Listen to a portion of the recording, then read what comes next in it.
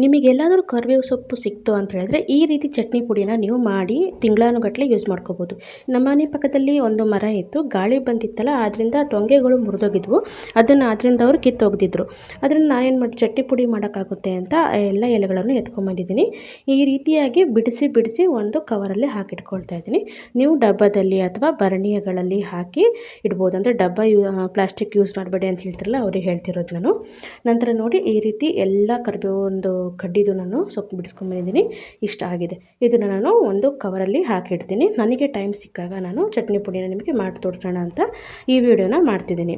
ಈಗ ಬನ್ನಿ ಚಟ್ನಿ ಪುಡಿ ಹೇಗೆ ಮಾಡೋದು ಅಂತ ನಿಮಗೆ ತೋರಿಸ್ತಾ ಇದ್ದೀನಿ. ಈ ಎಲೆ ಕಿತ್ತಾಗಲೇ ಒಂದು 5ರಿಂದ 6 ದಿನ ಆಗಿದೆ ನೋಡಿ, ಇನ್ನೂ ಎಷ್ಟು ಫ್ರೆಶ್ ಆಗಿದೆ. ಮತ್ತು ಇದು ನಾಟಿ ಒಂದು ಕರಿಬೇವು ಸೊಪ್ಪು. ಇದನ್ನು ನಾವು ಗರಿಗರಿಯಾಗಿ ನಾವು ಬಿಸಿ ಮಾಡ್ಕೋಬೇಕು. ಅಂದರೆ ನಮಗೆ ಪೌಡ್ರು ಮಾಡೋಕ್ಕೆ ಚೆನ್ನಾಗಾಗುತ್ತೆ. ಆದ್ದರಿಂದ ಇಲ್ಲಿ ಒಂದೇ ಸರಿ ಹಾಕಿದೆ, ಇಷ್ಟು ಕ್ವಾಂಟಿಟಿ ಇಲ್ಲಿ ಹಿಡಿಲಿಲ್ಲ. ಅದರಿಂದ ಇಲ್ಲಿ 3 ಸಲ ನಾನು ಇದನ್ನು ಫ್ರೈ ಮಾಡ್ಕೊಳ್ತಾ ಇದ್ದೀನಿ. ಮತ್ತು ಇದಕ್ಕೆ ಎಣ್ಣೆ ಒಂಚೂರು ಏನೂ ಹಾಕೋದಿಲ್ಲ. ಯಾವುದೇ ಪದಾರ್ಥಕ್ಕೂ ಎಣ್ಣೆ ಹಾಕೋ ಅವಶ್ಯಕತೆ ಇಲ್ಲ. ನೋಡಿ ಈಗ ಖಾಲಿ ಒಂದು ಪ್ಯಾನಲ್ಲಿ ನಾನು ಈ ರೀತಿ ಬಿಸಿ ಮಾಡ್ಕೊಂಡಿದ್ದೀನಿ. ಗರಿಗರಿಯಾಗಿ ಸೌಂಡ್ ಬರಬೇಕು, ಅಲ್ಲಿವರೆಗೂ ಇದನ್ನು ನಾವು ಫ್ರೈ ಮಾಡ್ಕೋಬೇಕಾಗುತ್ತೆ. ನಾನು 3 ಸರಿದು ಫ್ರೈ ಮಾಡಿಕೊಂಡು ಒಂದು ಪ್ಲೇಟಲ್ಲಿ ಹಾಕಿಟ್ಕೊಳ್ತಾ ಇದ್ದೀನಿ. ನೋಡಿ ಪ್ರತಿ ಸರದ್ದು ಇದೇ ಒಂದು ಪ್ಲೇಟಲ್ಲಿ ಹಾಕಿಟ್ಕೊಳ್ತಾ ಇದ್ದೀನಿ. ಫಸ್ಟ್ ನೀವು ಒಂದು ಚಟ್ನಿ ಪುಡಿ ಮಾಡೋಕ್ಕಿಂತ ಮುಂಚೆ ಎಲೆಗಳನ್ನು ತೊಳೆದು ನೀವು ಸ್ವಲ್ಪ ಗಾಳಿಯಲ್ಲಿ ನೀವು ಒಣಗಿಸ್ಬೇಕಾಗುತ್ತೆ. ಬಿಸಿಲಲ್ಲೆಲ್ಲ ಗಾಳಿಯಲ್ಲಿ ಒಣಗಿಸಿದ್ರೆ ಸಾಕಾಗುತ್ತೆ. ನಂತರ ಇಲ್ಲಿ ಎಲೆ ಹುರಿದಿರೋದಾಗಿದೆ. ನಂತರ ಇಲ್ಲಿ ಒಣ ಕೊಬ್ಬರಿ ಬೇಕಾಗುತ್ತೆ. ಆದ್ದರಿಂದ ಇಲ್ಲಿ ಕೊಬ್ಬರಿ ಒಡ್ಕೊಂಡಿದ್ದೀನಿ. ಅದೇ ಕೊಬ್ಬರಿನ ಇಲ್ಲಿ ತುರಿದ್ಬಿಟ್ಟು ನಾನು ಇಟ್ಕೊಳ್ತೀನಿ. ನೋಡಿ ಒಂದು ಬಟ್ಲು ಸಾಕು. ಇಷ್ಟು ಬಟ್ಲನ್ನು ನಾನು ತುರಿಮಣಿಯಿಂದ ತುರಿದ್ಬಿಟ್ಟು ಇದನ್ನು ಇಟ್ಕೊಳ್ತಾ ಇದ್ದೀನಿ. ನೋಡಿ ಈ ರೀತಿಯಾಗಿ ಇಟ್ಕೊಳ್ಳಿ. ಮತ್ತು ನಾವಿಲ್ಲಿ ಏನು ಎಲೆ ನಾವು ಹುರಿದ್ವಲ್ಲ ಅದೇ ಒಂದು ಪಾತ್ರೆಗೆ ಇಲ್ಲಿ ಶೇಂಗಾ ಬೀಜನ ಹಾಕಿ ಹುರ್ಕೋಬೇಕು. ಗರಿಗರಿಯಾಗಿ ಹುರ್ಕೋಬೇಕು, ಸಿಪ್ಪೆ ತೆಗೆಯೋ ಅವಶ್ಯಕತೆ ಇಲ್ಲ. ನೋಡಿ ಇದನ್ನು ಎಷ್ಟು ಚೆನ್ನಾಗಿ ಹುರಿಬೇಕು ಅಂದರೆ ಘಮ ಅಂತ ಪರಿಮಳ ಬರಬೇಕು. ಇದು ಹುರಿದಾದ್ಮೇಲೆ ನಾವಿಲ್ಲೇನು ಸೊಪ್ಪು ಹಾಕಿಟ್ಟಿದ್ವಲ್ಲ ಅದೇ ಒಂದು ಪಾತ್ರೆಗೆ ನಾನಿಲ್ಲಿ ಹಾಕ್ತಾಯಿದ್ದೀನಿ. ಎಲ್ಲ ಒಟ್ಟಿಗೆ ಹಾಕ್ಕೊಳ್ಳಿ, ಬೇರೆ ಬೇರೆ ಹಾಕೋ ಅವಶ್ಯಕತೆ ಏನಿಲ್ಲ.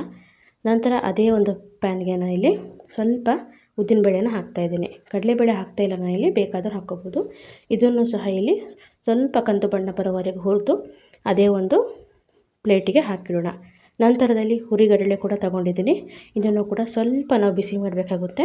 ಇದನ್ನು ಕೂಡ ಹುರಿದ್ಬಿಟ್ಟು ಅದೇ ಒಂದು ಪಾತ್ರೆಯಲ್ಲಿ ತೆಗೆದಿಡೋಣ. ನಂತರ ಇದೇ ಪಾತ್ರೆಗೆ ಜೀರಿಗೆನ ಹಾಕಿದ್ದೀನಿ. ಜೀರಿಗೆ ಕೂಡ ಪರಿಮಳ ಬರೋವರೆಗೆ ಹುರಿದ್ಬಿಟ್ಟು ಅದೇ ಒಂದು ಪಾತ್ರೆಗೆ ಹಾಕಿಡೋಣ. ಯಾವುದಕ್ಕೂ ಇಲ್ಲಿ ಎಣ್ಣೆ ಉಪಯೋಗಿಸ್ತಾ ಇಲ್ಲ. ನಂತರ ಬೆಳ್ಳುಳ್ಳಿ ಹೆಸರುಗಳನ್ನು ಹಾಕಿದ್ದೀನಿ. ಇದನ್ನು ಕೂಡ ಚೆನ್ನಾಗಿ ಹುರಿದ್ಬಿಟ್ಟು ಸೇಮ್ ಅದೇ ಪಾತ್ರೆಯಲ್ಲಿ ಹಾಕಿಟ್ರೆ ಆಯಿತು.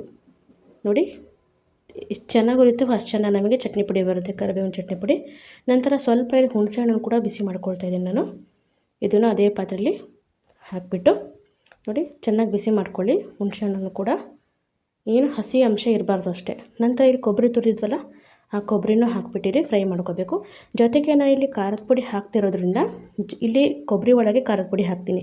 ಇಲ್ಲ ನೀವು ಒಣಮೆಣ್ಸಿನ್ಕಾಯಿ ಯೂಸ್ ಮಾಡ್ತೀರಾ ಅಂದರೆ ಅದನ್ನು ಸಪ್ರೇಟಾಗಿ ಹುರಿದ್ಬಿಟ್ಟು ಮಿಕ್ಸ್ ಮಾಡ್ಕೊಳ್ಳಿ. ನೋಡಿ ನಾನು ಖಾರಕ್ಕೆ ತಕ್ಕನಾಗಿ ಖಾರದ ಪುಡಿನ ಹಾಕಿದ್ದೀನಿ. ತುಂಬ ಖಾರ ಇದೆ ಖಾರದ ಪುಡಿ. ಇದನ್ನು ಕೂಡ ಸ್ವಲ್ಪ ಫ್ರೈ ಮಾಡಿಬಿಟ್ಟು ನಾವು ಅದೇ ಒಂದು ಪ್ಲೇಟಿಗೆ ಹಾಕಿಟ್ಟು ನಂತರದಲ್ಲಿ ಪೂರ್ತಿ ತಣ್ಣಗಾದಮೇಲೆ ನೋಡಿ ಹಾಕಿಟ್ಟಾಗಿದೆ. ಇನ್ನು ಸ್ವಲ್ಪ ಹೊತ್ತಿಗೆ ಪೂರ್ತಿ ತಣ್ಣಗಾದಮೇಲೆ ಇದನ್ನು ಮಿಕ್ಸಿ ಜಾರಲ್ಲಿ ಹಾಕಿ ರುಬ್ಬಬೇಕಾಗುತ್ತೆ. ನೀರು ಹಾಕೋದಿಲ್ಲ ಚಟ್ನಿ ಪುಡಿ ಅಂದರೆ. ನೋಡಿ ಒಂದು ಮಿಕ್ಸಿ ಜಾರಿಗೆ ಸ್ವಲ್ಪ ಉಪ್ಪನ್ನು ಹಾಕಿದ್ದೀನಿ. ಇದನ್ನು ಒಮ್ಮೆಲೇ ಬೇಕಾದರೆ ನೀವು ರುಬ್ಬೋದು, ಇಲ್ಲ ಪಾರ್ಟ್ ಬೇಕಾದ್ರೆ ರುಬ್ಬಿ ನಂತರದಲ್ಲಿ ಮಿಕ್ಸ್ ಮಾಡ್ಬೋದು. ನೋಡಿ ಸ್ವಲ್ಪ ಹಾಕ್ಕೊಂಡಿದ್ದೆ, ಇದನ್ನು ಮಿಕ್ಸ್ ಮಾಡ್ಕೊಂಡಿದ್ದೀನಿ. ಈಗ ಎಲ್ಲ ರುಬ್ಕೊಂಬಂದು ಕ್ಲೀನಾಗಿ ಮಿಕ್ಸ್ ಮಾಡಿಬಿಟ್ರೆ ರುಚಿಯಾದ ಹೆಲ್ದಿಯಾದ ಚಟ್ನಿ ಪುಡಿ ರೆಡಿಯಾಗಿದೆ. ಈ ಚಟ್ನಿ ಪುಡಿ ನಿಮಗೆ ಆರೋಗ್ಯಕ್ಕೆ, ಕಣ್ಣಿಗೆ, ಕೂದಲಿಗೆ ತುಂಬ ಒಳ್ಳೆಯದು. ನೀವು ಕೂಡ ಕರಿಬೇವು ಸೊಪ್ಪು ಸಿಕ್ಕರೆ ಈ ರೀತಿಯಾಗಿ ಮಾಡಿಕೊಡಿ ಅಂತ ಹೇಳ್ತಾ ವಿಡಿಯೋ ನೋಡೋದಕ್ಕೆ ಧನ್ಯವಾದಗಳು. Thank you. ಬಾಯ್.